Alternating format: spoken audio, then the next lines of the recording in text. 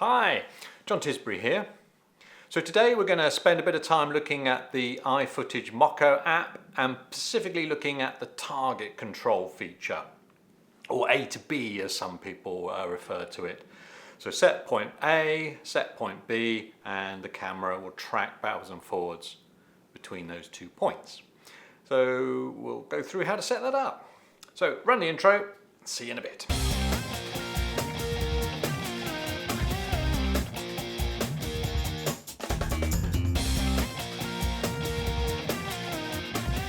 Hi, so welcome back.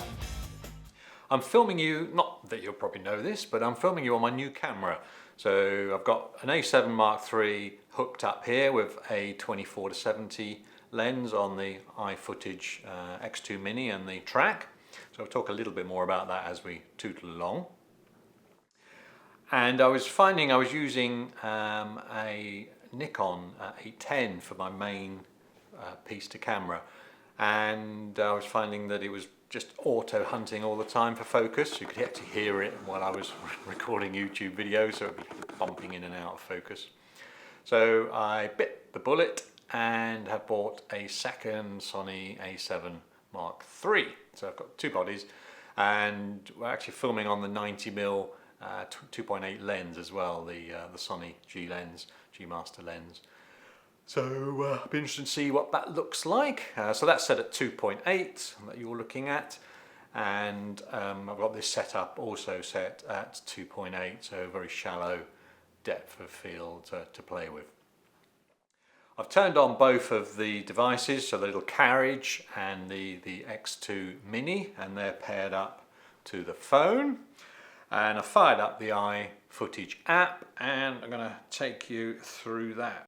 So I've gone into settings and I've made sure that I've got two tracks shown as the installation, because that's what I'm using, strange enough. And I've set the shooting mode to continuous, so it knows that I'm doing a continuous back and forth rather than SMS, which is the other option, stop, shoot, or shoot, move, shoot is the SMS, that's what that stands for. So come back out of that, and then I'm going into the target control setting on the app. Let's just fire that up. Fairly straightforward this actually. So what we do is make sure the camera's turned on, because that's always useful. So we've set up our A point and we set up our B point. There are a couple of little features in here which are worth knowing about. So we'll talk about those when we get to them. The left hand joystick, if you like, moves you from left to right. So I'm going to set up my initial start point, and actually the camera already is right at the end of the track, so that's fine. Go to the other joystick, and that controls my pan and my tilt. So I need to move it down. Oh, perfect. And I've got the Sony set up with focus tracking, so I've now just pressed on the back of the screen here to indicate that I want to track one of those little men, those little soldiers. So I'm actually happy with that position. So what I do is I press set A, so that's my A position, and then I need to move the whole mechanism across to where I want my B position to be. So I'm just using the left hand joystick, just scrolling, holding that so it scrolls across the track. Let's probably do that, and then do similar with the other joystick to bring my pan in and my tilt. Wrong way, John. Perfect, let's try that. And then I put set B for that, so that's my 2 points set in. The other one which is useful to know about is the smoothness setting. It's got 3 values, and if you don't put it on, it when the carriage gets to the end of the travel, whatever you've set as your A and B points, it's quite an abrupt stop. It's like jamming on the brakes in the car. Whereas you can smooth that down with those values there. So click all 3 of those little dashes, it'll smooth it down to a gradual stop. And then if you do 2, it's slightly less. 1 is even less, and obviously off is then the hard stop, as it were, or harder stop. I generally like to keep it on 3 just to help with that smoothness backwards and forwards. The other option is up in the top right hand corner, whether you're doing a single exposure or whether you're doing multiple, as in sort of time-lapse type approach. So I've kept mine on single. You can also lock the tilt and lock the pan if you don't want those to be moved while you're playing about with the joysticks. That can be really useful as well. So those are up in that top corner there.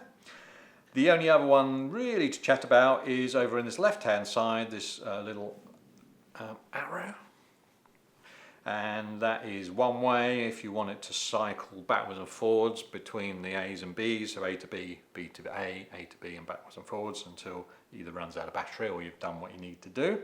Press that once and then you'll see the arrow will form into a continuous circle. And that's it.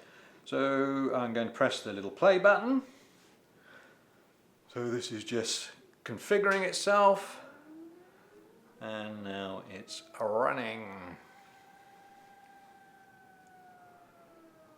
And it's seamlessly doing that really quite complicated camera move involving the tilt, the pan, and the slide from left to right or right to left.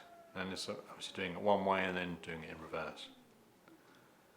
And thankfully the Sony, with its awesome autofocus, is managing to keep up with that. Hurrah! And that's about it. So it's fairly straightforward. If you think that you're going to keep that value, then there's the option on the far right hand side to press the little save button, and then you can save it whatever you want to call it, click OK, and then it saves it. So next time you go in to that option, you don't need to reprogram it each time, it'll keep there. So there you go, awesome. If you found that useful, please thumbs up or thumbs down if it wasn't particularly useful. Please comment, that's always helpful, really helps the channel to grow. And obviously if you really like the content, perhaps consider subscribing.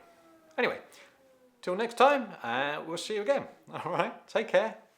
I'm going to turn this off now, because I've probably got enough footage of me little songs.